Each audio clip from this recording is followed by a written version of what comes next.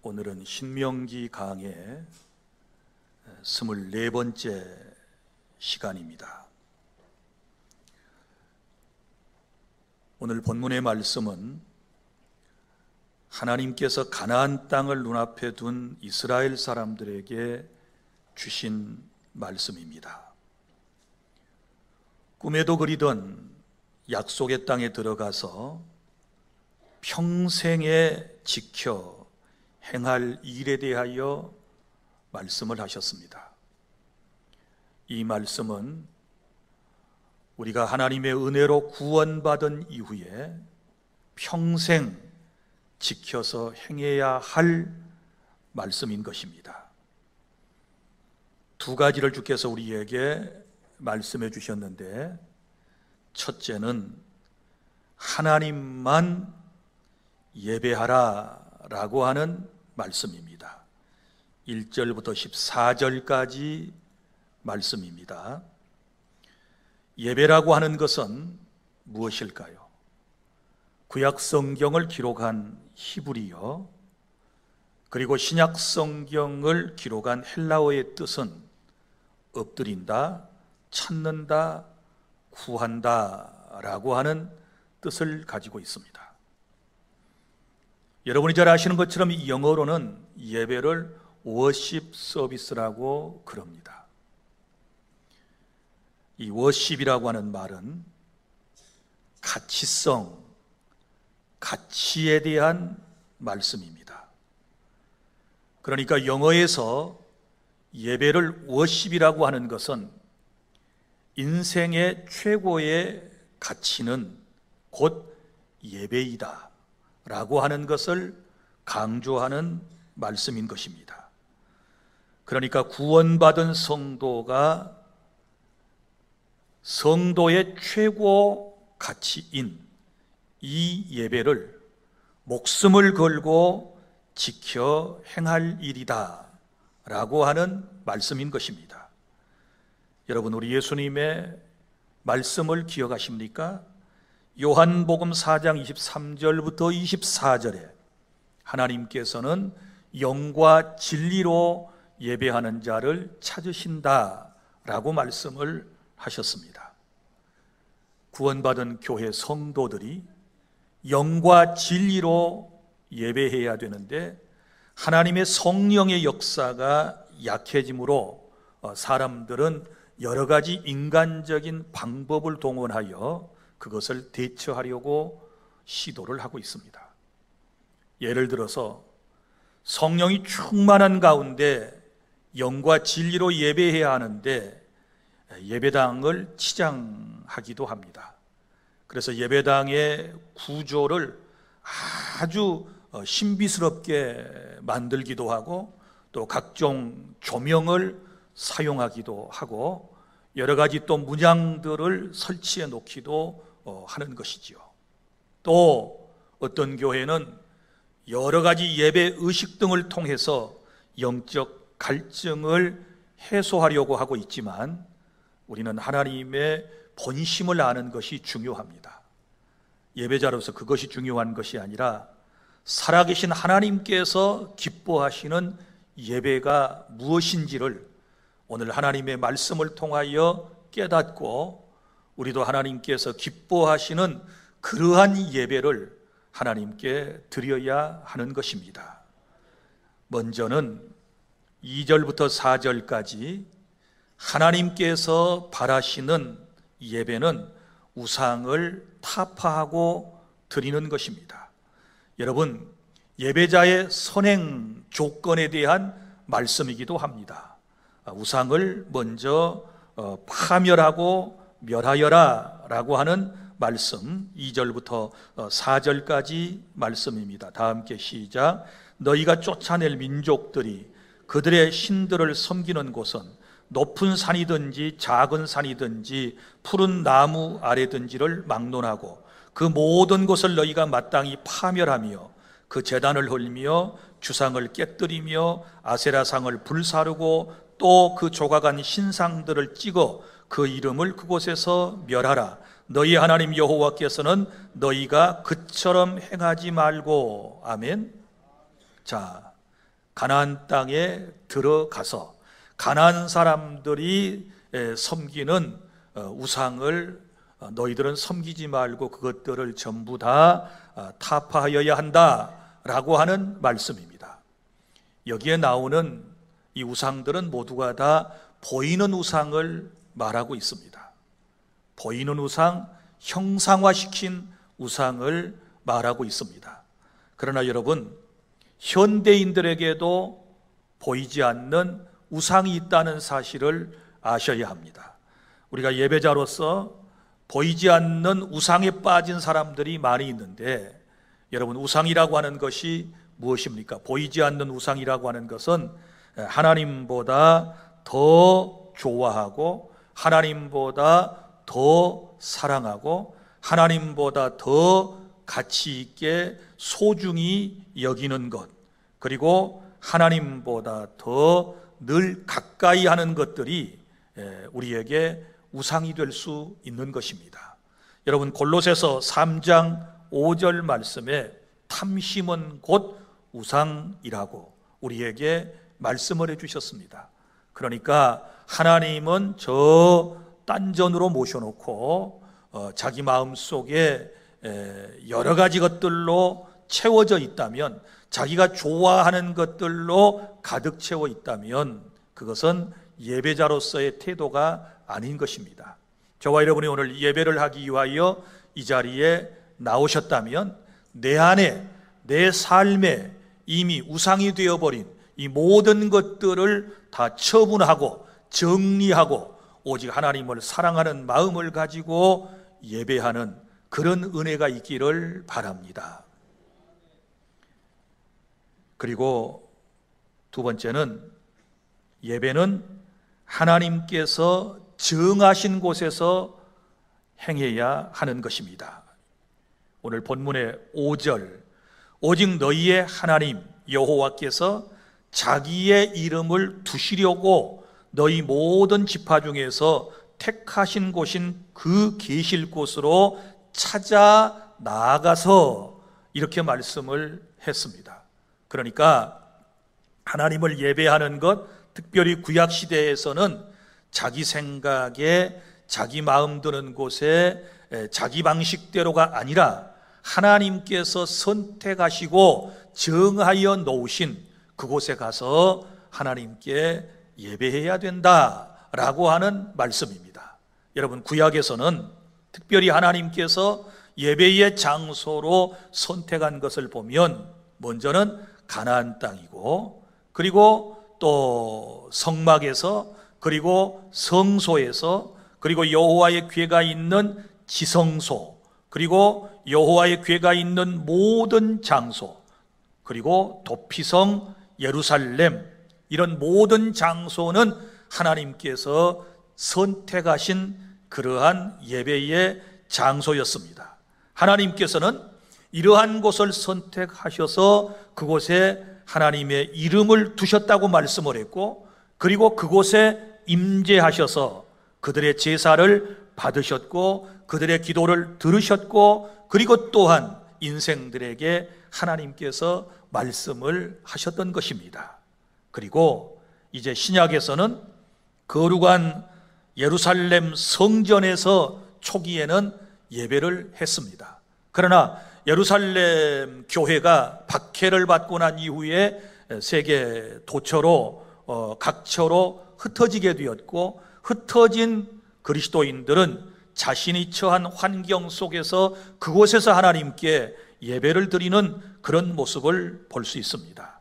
그러니까 국한되었던 어떤 한 장소에서 이제는 하나님께서 하나님을 섬기는 곳에서, 하나님의 백성이 있는 곳에서 예배하도록 허락을 하신 것이지요.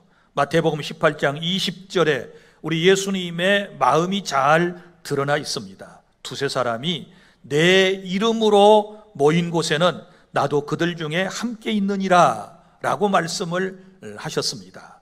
그리고 요한복음 4장 20절부터 24절까지 예수님께서 사마리아 여인을 만나서 대화하는 가운데 이런 말씀을 하셨습니다. 자, 사마리아 여인은 예배하는 장소에 대하여 관심이 많았지요. 그래서 우리 조상들은 이 산에서 예배하고, 그 산은 바로 지난 시간에 말씀드렸던 그리심산을 말하는 거예요. 가나안 땅에 들어가면 가나안 중부에 두 개의 산이 있다 그랬죠. 축복의 산, 그리심산, 그 다음에 저주의 산 에발산이 있다라고 하는 말씀을 드렸습니다. 그런데 이 가나안 중부에 사는 사마리아 사람들은 그 그리심산에서 예배를 해야 한다고 조상 대대로 생각을 하고 그곳에서 예배를 드렸습니다. 그리고 유대인들은 어디서 예배하느냐? 예루살렘에서 예배해야 한다라고 늘 생각을 했던 것입니다. 그때 예수님께서 그 여인에게 주신 말씀, 이 산에서도 말고 예루살렘에서도 말고, 이런 표현이 나와요. 그러니까 어떤 장소가 아니라 하나님께 예배하는 자들은 영과 진리로 예배한다. 어떤 장소를 떠나서 예수님을 믿는 사람들은 그곳에서 영과 진리로 예배할 수 있다라고 하는 말씀을 주신 것입니다. 그런데 오늘 본문에서 이 하나님이 택하신 곳이라고 할 때 이 택하신 곳의 의미는 무엇일까요? 제가 지금까지 말씀드렸습니다. 구약에서는 장소적 개념이었고, 그리고 또한 예수님께서 말씀하신 내용은 바로 두세 사람이라 할지라도 내 이름으로 모여 예배하는 그곳이 바로 하나님이 선택하신 곳, 하나님이 정하신 곳이다 라고 하는 말씀인 것입니다. 사랑하는 성도 여러분, 교회는 어떤 곳입니까? 예수 그리스도의 몸된 교회이고 예수님의 이름을 믿고 구원받은 사람들의 공동체가 교회입니다. 우리 모두가 다 지금 교회로 여기에 모여 있는 것입니다. 이곳에는 주님의 이름이 있습니다. 왜요? 주님의 이름으로 구원받았고 주님의 이름을 높이면서 저와 여러분이 지금 예배하고 있는 줄로 믿으시기를 바랍니다. 그러니까 하나님이 택하신 곳으로 가서 하나님의 이름을 부르는 그곳에서 예배를 하라고 하는 영적인 의미는 오늘날 신약 시대에는 바로 예수님을 구주로 믿고 모인 교회 공동체가 함께 모여 예배하는 그곳이 바로 하나님이 선택하신 곳이다, 하나님이 정해놓은 곳이다 라고 하는 사실을 여러분이 기억하시기를 바랍니다. 오늘 저와 여러분이 예배하고 있는 이 자리가 바로 하나님이 선택하신 곳이고 하나님이 정하신 곳인 줄로 깨달을 수 있기를 바랍니다. 그런데 요즘 사람들은 내가 있는 곳, 그리고 우리 집, 또 혹은 내가 선호하는 장소에서 예배할 수 있다고 생각하는데, 여러분, 그것은 자신의 편리주의가 아니겠습니까? 자기 자신의 편리를 위해서 그렇게 하는 것 아니겠습니까? 주님의 여러분들이 이제 놀라운 이 말씀을 마음판에 깊이 새긴다면 정말 하나님께서 예배하는 곳을 어떤 곳으로 지정을 하셨는가를, 특별히 공예배에 있어서 여러분들이 이것을 분명히 하지 않게 되면 이런 오류에 빠질 수가 있는 것입니다. 여러분, 우리 교회의 사명은 무엇일까요? 예배입니다. 구원받은 성도의 사명이 무엇입니까? 예배입니다. 하나님께서 예배하는 공동체로 우리를 선택하셨고 오늘 이곳에서 예배하게 하시고 우리의 예배를 받으시고 우리에게 응답하시는 성삼위 하나님께 모든 영광을 다 돌려드릴 수 있기를 바랍니다. 그러니까 내 마음대로 내 생각대로 예배하는 곳을 정하여 인간의 편리 이기주의에 따라서 예배하는 것은 옳지 않다라고 하는 것을 분명히 여러분이 하실 수 있기를 바랍니다. 그 다음에 세 번째는 6절부터 11절까지 말씀, 예배에는 예물을 꼭 드려야 합니다. 자, 6절 말씀 다 함께 시작. 너희의 번제와 너희의 제물과 너희의 11조와 너희 손의 거제와 너희의 서원제와 낙헌 예물과 너희 소와 양의 처음 난 것들을 너희는 그리로 가져다가 드리고, 거기는 어디예요? 하나님이 정하신 예배의 장소에다가 가서 하나님께 예배하며 드려라 라고 하는 말씀인데요, 여러분 여기 보십시오. 하나님께서 받으실 예물을 친히 열거해 주셨습니다. 맨 먼저 뭐가 나오는가요? 번제가 나왔습니다. 6절에 너희의 번제와 그랬는데, 번제가 무엇입니까? 구약에는 5대 제사가 있습니다. 레위기서 1장에 보면 그 첫 번째 제사가 번제입니다. 번제는 사람의 죄를 짐승에게 전가시킨 다음에 사람의 죄를 대신하여 그 짐승을 죽여서 하나님 앞에 드리는 속죄를 이제 받기 위해서 드리는 제사를 번제라고 그러는 것입니다. 그래서 속죄의 제사를 말하고, 그 다음에 나오는 게 뭡니까? 너희의 제물 그랬잖아요. 제물. 이 제물이라고 하는 말은 속죄를 위하여 하나님께 피를 흘려 바치는 모든 희생의 제물을 통틀어서 제물, 이렇게 말씀을 했습니다. 그 다음에 세 번째 무슨 제물이 나옵니까? 11조가 나옵니다. 11조에 대한 말씀을 여러분이 잘 아실 것입니다. 자, 11조는 구약의 율법 이전에 있었고, 그리고 율법에 명시한 말씀입니다. 11조는 두 가지가 있습니다. 첫 번째 11조는 하나님께 드리는 11조입니다. 하나님께 드린다는 말은 곧 하나님의 성전에서 제사를 드리는 바로 제사장과 레위인들을 위한 11조, 그리고 또한 성전을, 예배하는 장소를 잘 이제 보존하고 수리하기 위해서 드리는 바로 그런 용도의 11조가 첫 번째 11조입니다.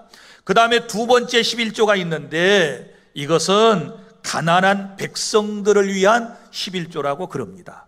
어려운 사람들, 이런 사람들을 돕기 위해서 10분의 1을 드리라고 하나님께서 말씀을 하셨습니다. 그래서 이 예배에 11조를 드려라, 이렇게 말씀을 하셨고, 그 다음에 거제가 나오지 않습니까? 6절을 잘 살펴보세요. 거제. 이 거제라고 하는 말은 이제 제사의 방법 중에 하나입니다. 구약에서 여러 제사 이름이 있고 제물이 있는데요, 제사의 이 방법이 네 가지예요. 크게 말하면. 자, 어떻게 해야 하느냐? 맨 먼저 이제 나오는 게 화제가 있어요. 화제. 번제도 화제예요. 태워서 드린다, 제물을 태워서 드린다. 그래서 번제를 일명 화제, 이렇게 말하는 것입니다. 그 다음에 요제가 있어요. 요제라고 하는 말은 무슨 얘기인가 하면 제물을 높이 들고서 흔들어서 바친다. 그래서 이것을 요제라고 그러는 것입니다. 그 다음에 또 제사의 방법 가운데 전제가 있어요. 전제.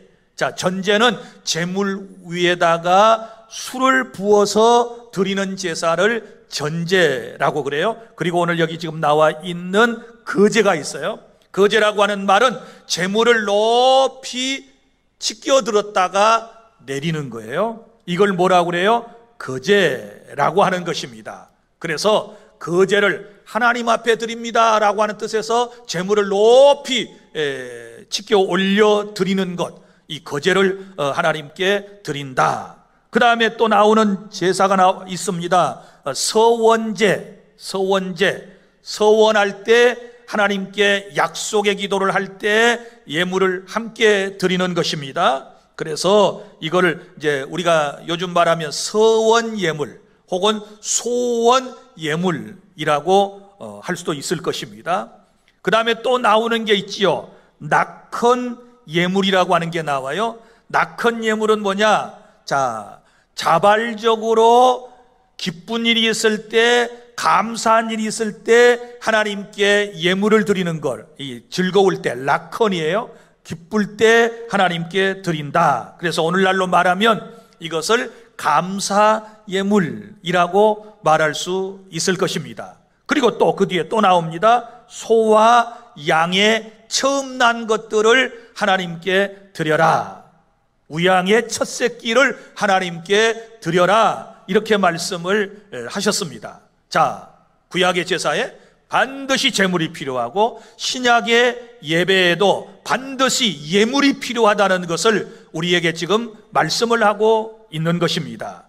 사랑하는 여러분, 우리가 하나님 앞에 이 예물을 드릴 때는 그 의미가 또 분명히 있어야 되는 거예요. 무슨 마음으로, 무슨 마음에서부터 하나님 앞에 이런 예물을 드리라고 우리에게 말씀을 하실까요? 7절부터 11절까지 말씀을 보면, 자, 예물을 드릴 때 이런 마음에서 드리는 것입니다. 자, 7절부터 11절까지 말씀을 다 함께 우리 낭독하겠습니다. 시작. 거기 곧 너희의 하나님 여호와 앞에서 먹고 너희의 하나님 여호와께서 너희의 손으로 수고한 일에 복주심으로 말미암아 너희와 너희의 가족이 즐거워할지니라. 우리가 오늘 여기에서는 각기 소견대로 하였거니와 너희가 거기에서는 그렇게 하지 말지니라. 너희가 너희 하나님 여호와께서 주시는 안식과 기업에 아직은 이르지 못하였거니와 너희가 요단을 건넌 너희 하나님 여호와께서 너희에게 기업으로 주시는 땅에 거주하게 될 때, 또는 여호와께서 너희에게 너희 주위의 모든 대적을 이기게 하시고 너희에게 안식을 주사 너희를 평안히 거주하게 하실 때에 너희는 너희 하나님 여호와께서 거기 이름을 두시려고 택하실 그곳으로 내가 명령하는 것을 모두 가지고 갈지니 곧 너희의 번제와 너희의 희생과 너희의 11조와 너희 손의 거제와 너희가 여호와께 서원하는 모든 아름다운 서원물을 가져가고. 아멘. 자, 여기 말씀을 보면, 정리해 보면, 우리가 하나님 앞에 예물을 드리는 것은 먼저 내가 손으로 수고했을 때 복주심으로 인하여. 7절. 자, 여호와께서 너희의 손으로 수고한 일에 복주심으로 말미암아, 이렇게 말씀을 하셨습니다. 우리가 손으로 수고를 해도 하나님의 복이 임하지 않게 되면 그 손이 수고한 것이 헛것이 되고 마는 거예요. 그래서 시편 128편에도 내 손이 수고한 대로 먹을 것이다, 이렇게 말씀을 하셨지 않았습니까? 그래서 내가 재물을 얻은 모든 것이 하나님의 은혜입니다 라고 하는 마음을 가지고 예물을 드리는 것입니다. 그리고 또 하나는 내가 안전하게 지금까지 살 수 있음에 대한 감사예요. 여기 말씀 10절에 하반절에 중반절에 이렇게 되어 있습니다. 여호와께서 너희에게 너희 주위의 모든 대적을 이기게 하시고 너희에게 안식을 주사 너희를 평안히 거주하게 하실 때에, 그때에 하나님 앞에 감사하고 예물을 드려라. 여러분, 우리 주위에 많은 대적들이 있습니다.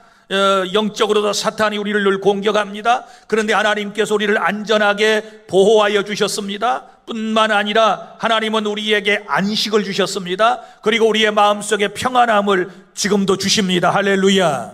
그래서 이런 은혜를 생각하고 하나님께 예물을 드려야 한다라고 하는 말씀입니다. 그래서 이 말씀을 요약해서 드리면 이런 말씀이에요. 하나님의 은혜로 구원받고 하나님의 은혜로 지금까지 안전하고 행복한 삶을 살고 물질의 복을 받아 살고 있으니 이 은혜가 너무너무 감사합니다 라고 하는 뜻에서 하나님께 예물을 드려야 될 줄로 믿으시기를 바랍니다.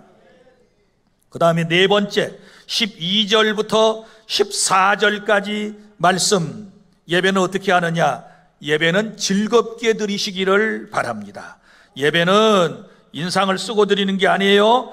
즐거워하는 마음을 가지고 예배해야 하는 것입니다. 12절부터 14절 다 함께 시작. 너희와 너희의 자녀와 노비와 함께 너희 하나님 여호와 앞에서 즐거워할 것이요 내 성중에 있는 레위인과도 그리할지니 레위인은 너희 중에 분깃이나 기업이 없음이니라. 너는 삼가서 내게 보이는 아무 곳에서나 번제를 드리지 말고 오직 너희의 한 지파 중에 여호와께서 택하실 그곳에서 번제를 드리고 또 내가 내게 명령하는 모든 것을 거기서 행할지니라. 아멘. 자, 여기 7절에서도 즐거워하며 또 12절에서도 즐거워할 것이요 라고 말씀을 했습니다.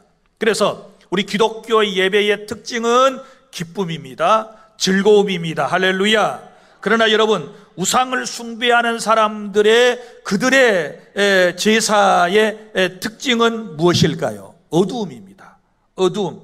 여러분, 우상을 숭배하는 사람들을 보세요. 자기 신들을 섬기며 기뻐하는 사람 보셨습니까? 다 얼굴이 어두워요. 왜요? 숭배의 대상을 두려워하기 때문에 그러는 거예요. 여러분, 우상을 만들어 놓은 어떤 장소에 한번 가보세요. 거기에 있는 모든 조형물들이 어때요? 무서워요. 막 설교 시간에 자는 사람 막 잡아먹을 것처럼 눈을 이렇게 크게 떠가지고 막 큰 사지창, 막 몽둥이를 들고 입구에서부터 어때요? 두려움을 팍 주는 거예요. 그러니까 들어가는 사람 기가 팍 죽어가지고 그 신 앞에 나가서 비는 거예요. 물론 뭐 어떤 종교는 또 안에 깊이 들어가면 뭐 아주 자비로운 모습으로 잔잔한 미소를 띠고 있는 그런 이제 형상들도 있습니다만은 대부분 처음에 딱 들어가면 다 두려움을 느끼는 거예요. 여러분, 기억하세요? 왜 두려워해요? 무서우니까. 왜 섬겨요? 무서우니까. 벌 줄까 봐서, 저주할까 봐서. 그래서 그 신을 달래기 위해서 여러 가지 것을 갖다가 바치는 것 아니겠습니까? 그러나 우리 하나님을 섬기는 것은 두려움이 아니에요. 하나님의 사랑인 줄로 믿으시기를 바랍니다. 하나님은 사랑이심을 믿으시기를 바랍니다. 내가 부족해도, 내가 나약해도, 내가 범죄했어도 나를 기꺼이 받으시고 내 인생을 복되게 하실 하나님께 저와 여러분은 예배하고 있는 줄 믿으시기를 바랍니다. 그래서 나 같은 죄인이 하나님의 은혜로 구원받았고 지금까지도 안전하게 보호받아 이 자리에 오게 되었으니 기쁨으로 여호와를 섬기시기를 바랍니다. 시편 100편 2절, 기쁨으로 여호와를 섬기며 노래하면서 그의 앞에 나아갈지어다. 신명기 33장 29절, 이스라엘이여 너는 행복한 사람이로다. 여호와의 구원을 너같이 얻은 백성이 누구냐? 그는 너를 돕는 방패수요 내 영광의 칼이시리로다. 내 대적이 내게 복종하리니 내가 그들의 높은 곳을 밟으리로다 라고 말씀을 하셨습니다. 그러므로 여러분, 항상 행복한 사람답게, 구원받은 천국 백성답게 여러분이 즐거움으로, 기쁨으로 하나님을 예배하시기를 바랍니다. 예배드릴 때 마음이 불편하고 기쁘지 않은 사람은 뭔가 죄를 엄청 짓고 왔든지 회개를 아직 덜해서 그런 것이고, 사유의 은총을 받으면 마음이 너무너무 기뻐요. 하나님의 사랑을 느끼면 내 마음이 기뻐요. 이런 은혜가 여러분 모두에게 임하시기를 바랍니다. 그래서 우리가 평생 지켜 행할 일은 한두 번만 예배드리고 끝날 일이 아니고 1절에서 평생에 지켜 행할 일, 이렇게 말씀하시면서 예배를 지금 강조하셨다는 것을 기억을 하셔야 돼요. 언제든지 내가 주님 앞에 설 때까지 항상 예배의 자리에 있는 여러분 되시기를 바랍니다. 그리고 둘째, 평생 지켜 행할 일은 15절부터 32절까지 말씀입니다. 하나님 보실 때 합당한 삶을 사시기를 바랍니다. 하나님이 보실 때 합당한 삶입니다. 이 말은 내 마음대로, 내 생각대로, 내 뜻대로, 내 방식대로 살아서는 안 된다라고 하는 말씀입니다. 항상 하나님이 보실 때 하나님이 기뻐하시는 삶이 합당한 삶인 것입니다. 여러분 보십시오. 우리 그리스도인의 삶은 하나님을 믿고 예배하는 것으로 끝나는 것이 아닙니다. 첫 번째 삶은 우리가 예배이고, 그 다음에 예배를 했으면 하나님이 원하는 삶으로 연결되어져야 하는 것입니다. 그러니까 신앙, 예배와 삶이 분리된 것이 아니고 여러분, 곧 삶이 예배로 연결되어진다라고 하는 것을 여러분이 마음에 깊이 새기시고 살아가실 수 있기를 바랍니다. 우리는 오늘 하나님께서 원하시는 예배를 드리고 난 이후에 이방인들처럼 살지 말고, 세상 사람처럼 살지 말고 하나님의 말씀대로 살아가야 되는데, 오늘 본문은 세 가지를 강조해서 우리에게 말씀을 하고 있습니다. 첫 번째는 15절부터 16절까지 말씀, 사람의 생명을 소중히 여겨라 라고 하는 말씀입니다. 자, 15절 16절 5절 16절 다 함께 시작. 그러나 내 하나님 여호와께서 내게 주신 복을 따라 각성해서 내 마음에 원하는 대로 가축을 잡아 그 고기를 먹을 수 있나니 곧 정한 자나 부정한 자를 막론하고 노루나 사슴을 먹는 것 같이 먹으려니와 오직 그 피는 먹지 말고 물같이 땅에 쏟을 것이며. 아멘.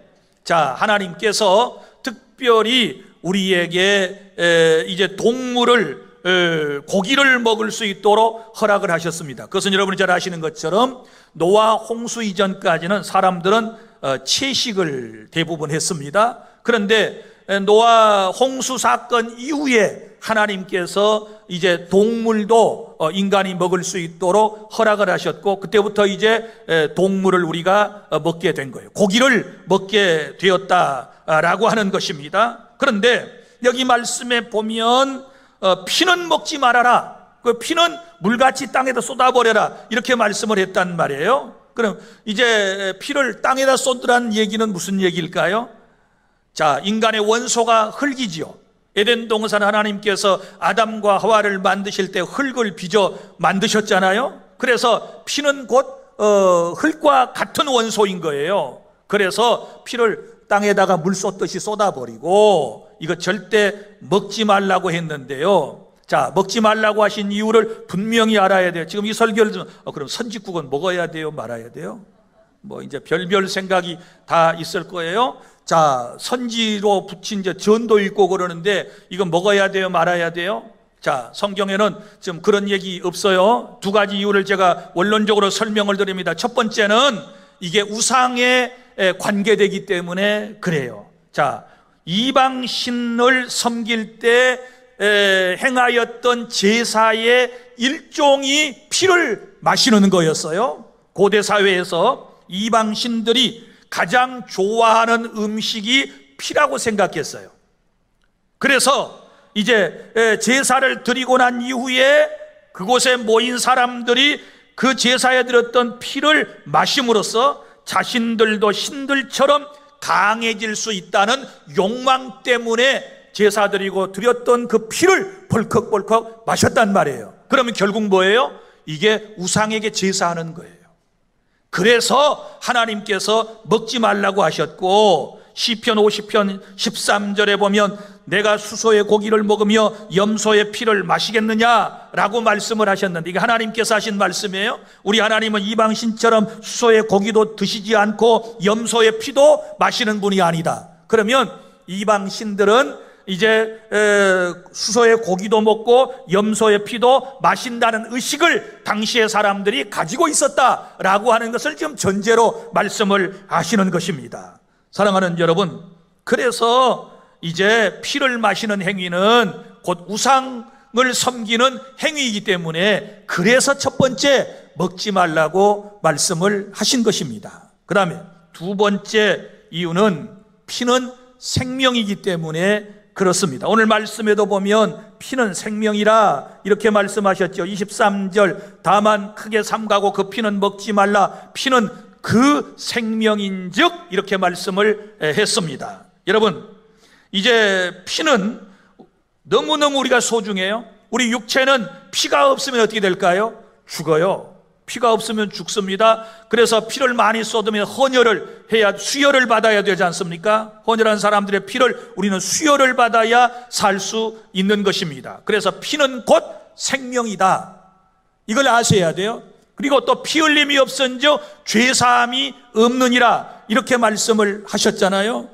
구약에서 짐승을 잡고 그 짐승의 피를 흘리게 됩니다. 그럼 하나님께서 그 피를 생명으로 보시는 거예요. 그래서 인간의 죄를 대신하여 피를 쏟고 죽은 그 짐승, 이것은 이제 나중에 예수 그리스도의 피와도 연결이 되는 거예요. 그 제물의 피는 예수님의 피예요. 예수님께서 자신의 목숨을 우리를 위하여 내어놓으시고 자신의 피를 하나님의 공의 앞에 드리시고 우리의 모든 죄를 용서해 주신 것은, 피를 드렸다는 것은 자신의 목숨, 생명을 드렸다는 뜻이 되는 거예요. 그러니까 피는 곧 무슨 얘기일까요?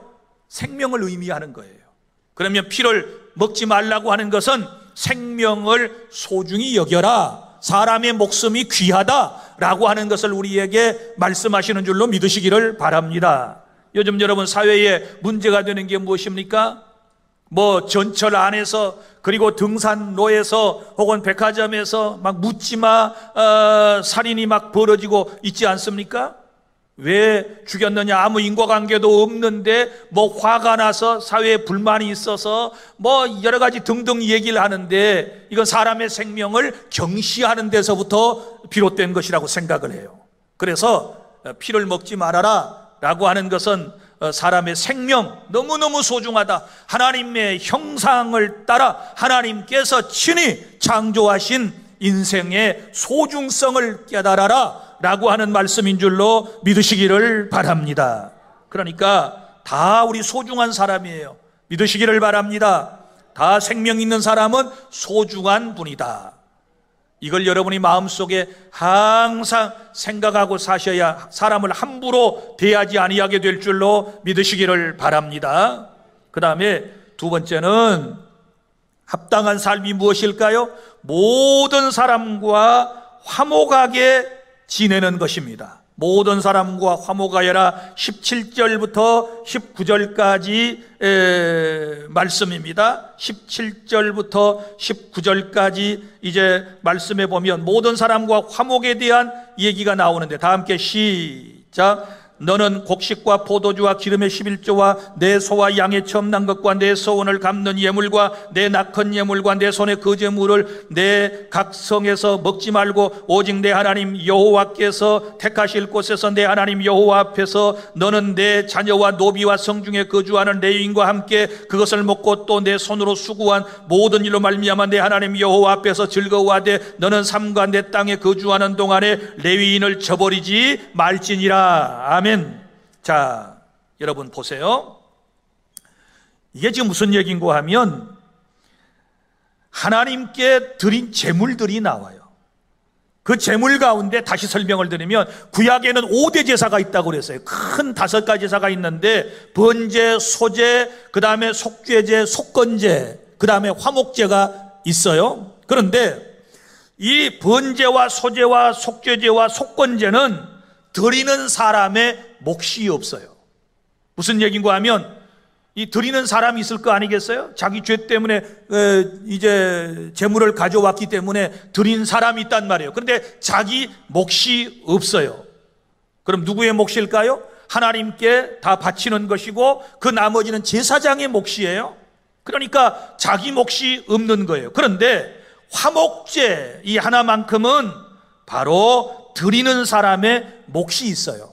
자, 화목제물에서 하나님의 몫은 기름과 그 외에 단에서 불살라진 부분이 바로 하나님의 몫이에요. 그러니까 하나님의 몫은 하나님께서 불로 임하셔서 태워서 받아가신 거예요.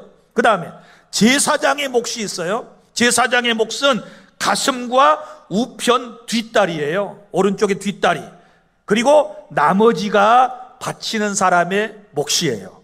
그러니까 내가 뭐 소를 바쳤다 그러면 이제 나머지 다 하나님 목, 제사장 목 떼고 난 다음에 나머지는 내가 먹을 수 있는 거예요. 그런데 이걸 혼자 먹어서는 안 돼요. 또 아무 데서나 먹어서도 안 돼요. 오늘 말씀에 보면, 자, 여기 이렇게 말씀을 했습니다. 17절에 보면 내 손의 거제물은 내 각성에서 먹지 말고, 이 말은 집에 갖고 가서 아무 데서나 먹지 말고 그 뜻이거든요. 그럼 율법에서 어디서 먹어요? 바로 뜰에서 먹도록, 성전의 뜰에서, 예배하는 곳에서 먹을 수 있도록 하나님이 그렇게 정하신 거예요. 왜냐하면 하나님께 드려진 너무나도 거룩한 이제 제물이기 때문에 그런 거예요. 그러면 먹을 때 혼자 먹는 거 아니라 그랬지요. 여기 나옵니다. 자, 누구와 함께 먹습니까? 자녀 찾으셨나요?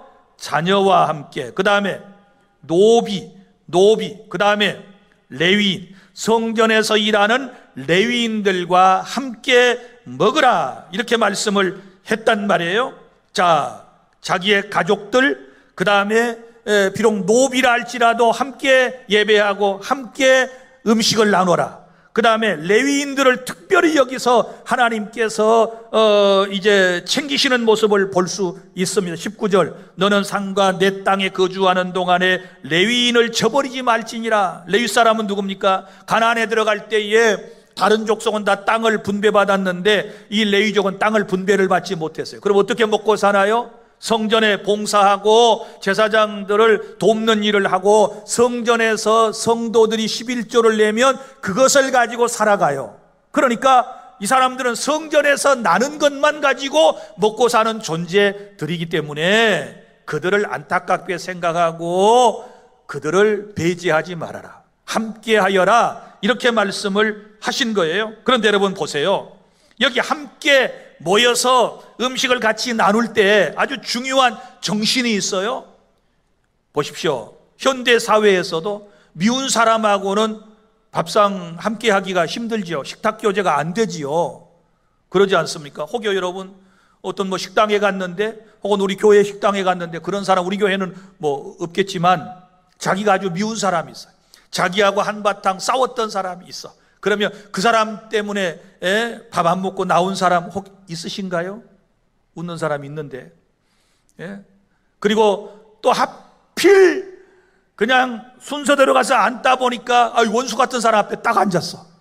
그럼 고개도 쳐들지도 않고 막 그냥 어떻게 그냥 먹고 자리를 피해 나왔던 이런 경험 없습니까? 식탁 교제라고 하는 것은요, 화목을 전제로 하는 거예요.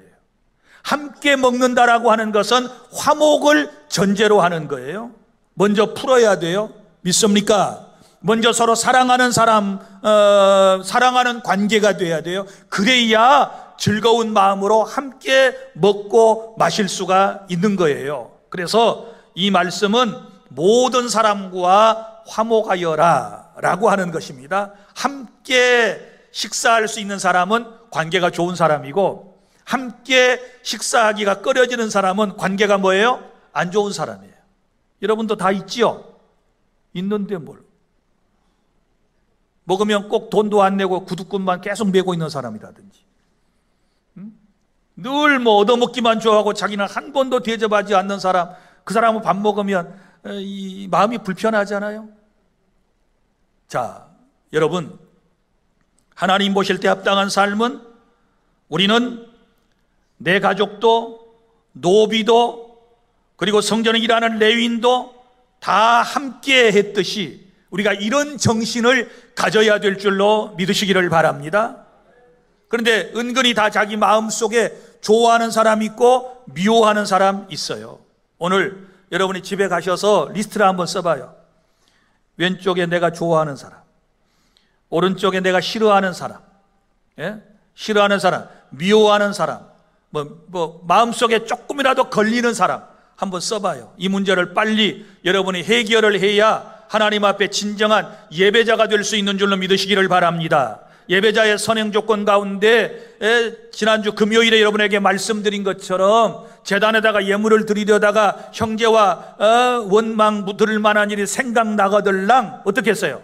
제단에다 예물을 가져온 거 그대로 두고 가서 사화하고 그리고 와서 하나님께 드리라고 하는 것은 바로 예배 전에 우리가 서로 풀어야 된다는 얘기예요. 믿습니까? 이런 은혜가 우리 주 안에 모든 성도들에게 있기를 바랍니다. 그 다음에 마지막으로 20절부터 32절까지 우리가 어떻게 살아가는 것이 합당한 삶일까요? 하나님의 말씀대로 살아야 될 줄로 믿으시기를 바랍니다. 자, 20절부터 말씀은 재차 지금까지 주셨던 말씀을 당부하는 말씀인데, 여기 보면 제사는 하나님이 택하신 곳에서, 제사는 하나님이 말씀하신 방법대로 하여야 한다라고 하는 것이고, 그리고 그렇게 하게 되었을 때 28절 말씀에는 내 자손이 영구히 하나님의 복을 받으리라고 하는 말씀인 줄로 믿으시기를 바랍니다. 그리고 29절부터 31절까지 말씀은 가나안에 들어가서 그들의 신을 섬기지 말아라. 제발 너희들 그 가나안 신들의 어떤 것도 흉내도 내지 말아라, 이렇게 말씀을 해요. 그래서 두 가지가 나오거든요. 자, 30절에 보면 이방인들의 자취를 밟아 올무에 빠지지 말아라. 가나안 사람들처럼 우상을 섬기지 말아라. 또 그들의 신을 탐구하여 섬기지 말아라. 탐구라는 말도 나와요. 무슨 얘기인가 하면 가나안 땅에 들어가서 보니까 어떤 사람이 잘 먹고 잘 살거든요. 이스라엘 사람들도 잘 먹고 잘 살아요. 그래서 가만 봤더니 그들이 섬기는 신이 있어. 그래서 궁금해가지고 그 신을 자기도 연구해 보는 거예요. 하나님을 섬기는 이스라엘 백성들이. 그래가지고 옳거니 나도 잘 먹고 잘 살려면 저 신을 섬겨야 되겠구나. 그래서 뭐 바알을 섬기고 아세라를 섬기고 뭐 무슨 목상을 섬기고 주상을 섬기고 이래서는 안 된다 그 말이에요. 그러니까 다른 신, 다른 종교에 대해서 탐구할 필요도 없고 관심도 가지지 말고 자기 잘 되려고 그것을 따라서 해서도 안 된다. 믿습니까? 깨달을 수 있기를 바랍니다. 자, 그러면 어떻게 살아야 되나요? 32절 시작. 내가 너희에게 명령하는 이 모든 말을 너희는 지켜 행하고 그것에 가감하지 말지니라. 아멘. 가감이 뭐예요? 더하거나 빼지 말아라. 내 말대로 살아야 너희가 복을 받을 수 있다. 너와 내 후손이 영구히 복을 받는 비결은 하나님의 말씀을 가감하지 말고 그대로 지키는 것이다 라고 우리에게 말씀하시는 것임을 아시기를 바랍니다. 이제 말씀을 맺습니다. 사랑하는 여러분, 저와 여러분이 평생에 해야 할 일 두 가지를 지금 여러분에게 말씀을 드렸습니다. 첫 번째는 뭘 해야 됩니까? 예배. 하나님만을 여러분이 예배하시기를 바랍니다. 어떻게 예배하는가에 대해서 말씀을 드렸습니다. 먼저 마음의 우상, 하나님보다 더 사랑하고 좋아하고 아끼고 챙기는 거, 이거 다 버리고 오직 하나님이 정하신 곳에서 하나님이 기뻐하시는 예물을 드리며 하나님께 항상 즐거운 마음으로 예배하시기를 바랍니다. 그리고 하나님께서 보실 때 합당한 삶을 살라고 말씀을 하셨습니다. 사람 생명 소중한 줄 알고, 그리고 내 주변의 사람들 꼭 화목하며 살아가실 수 있기를 바라고, 그리고 이 세상을 살아갈 때 하나님의 말씀을 내 마음대로 더하거나 빼고 내 방식대로 내 생각대로 신앙생활을 하지 말고 오직 하나님의 말씀을 따라 하나님께서 약속하신 복을 여러분과 여러분의 후손이 영구히 받는 그런 은혜가 있기를 바랍니다.